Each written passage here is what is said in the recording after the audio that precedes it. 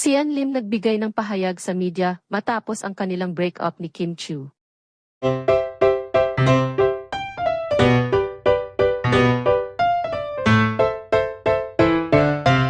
Halatang umiiwas na mapag-usapan ni kapuso actor, Sian Lim ang kabakay na nilang pag-amin ni Kim Chiu na break na sila ito ay matapos maging matipid ang mga sagot dyan sa ginanap na media ko ng bagong Gmail primetime series nila ni Jeneline Mercado Love Daigdig. Ayon sa Abante News ay tinanong nila Sian after ng press con, kinamusta nga nila ang kalagayan ngayon ng aktor pagkatapos ng kanilang breakup. Ricky, sagot naman ang aktor, good dapat naman po talaga okay na tanong din nila si Sian Lim kung open dito na maulit ang akala nila ni Kim Chiu, gaya ng nakalagay sa titulo ng kanilang serye ni Jeneline Mercado sa GC On In Life. Everything happens, for yun lang naman po yun, hindi man umulit o umulit man, everything is gonna happen for a reason, so we just have to move forward. Kung ano man po yung dagdag naman ni Zion sa Abante ay nakapokus lamang sa trabaho at pinipilit na makalimot sa nangyari sa kanilang relasyon ni Kim Chiu, samantala wala pang tugon sa Chinita Princess Kim Chiu. Sa mga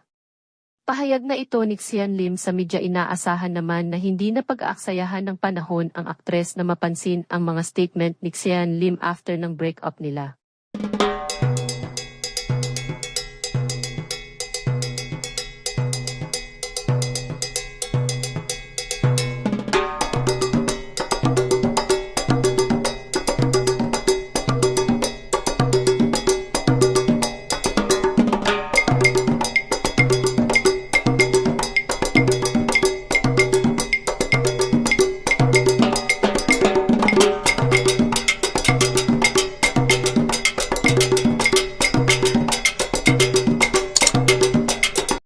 Ano ang masasabi mo sa balitang ito? Comment mo sa ibaba, huwag kakalimutan subscribe at like ang ating kunting channel Gallery News. Maraming salamat po. God bless all.